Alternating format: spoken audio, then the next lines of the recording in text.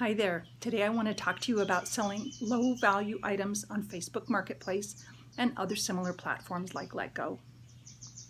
Why sell low value items?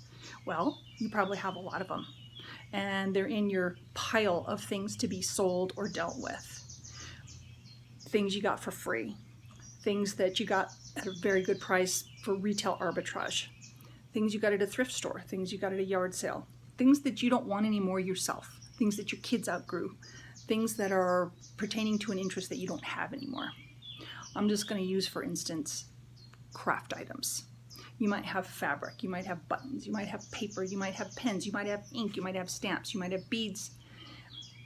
Each one of those little items probably isn't worth a lot and not worth your time to deal with, but if you bundle them together, then you can sell them and make a profit off of the stuff that was just sitting there and really had no use and wasn't saleable otherwise or worth your time otherwise.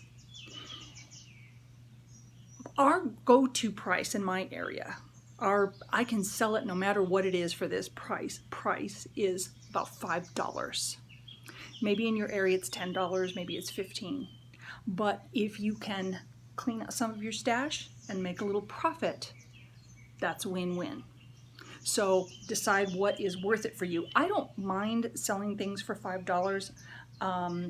If you did that a couple of times a day or a couple of times a week, you got some extra pocket money. Now you decide if you want to deal with anything that's, that's going to be less than $5 or $10 or $15 or whatever your level is.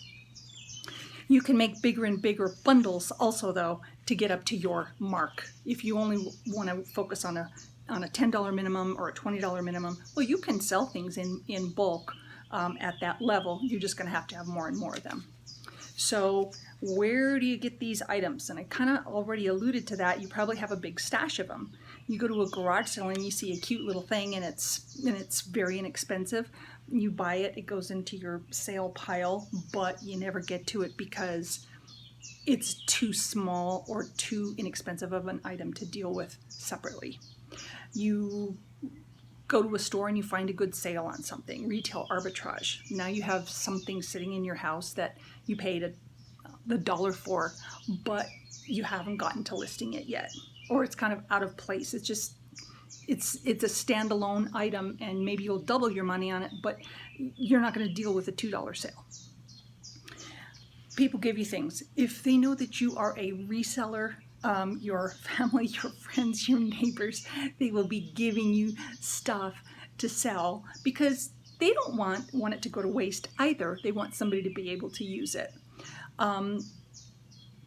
In my area, thrift stores don't tend to be that cheap, but on occasion, there are some that will have like a 10-cent sale, and that doesn't happen all the time. But when there is a 10-cent sale, you can score a couple of good items and you can make a decent profit on it. Obviously, we do this because it's fun, not really for the money, but because it's fun. So if you bundle your items, we'll go back with the craft items. You can have a $5 bundle or a $10 bundle or a $20 bundle, whatever it is that you are selling. Baby clothes, craft items, which we talked about, cooking items or dishes, Tupperware, makeup, perfume, collectibles, sheets, towels, household items, unmatched silverware, pots for outside plants, you name it. If you can bundle it with like items, you can sell it. Good luck, and we'll see you next time.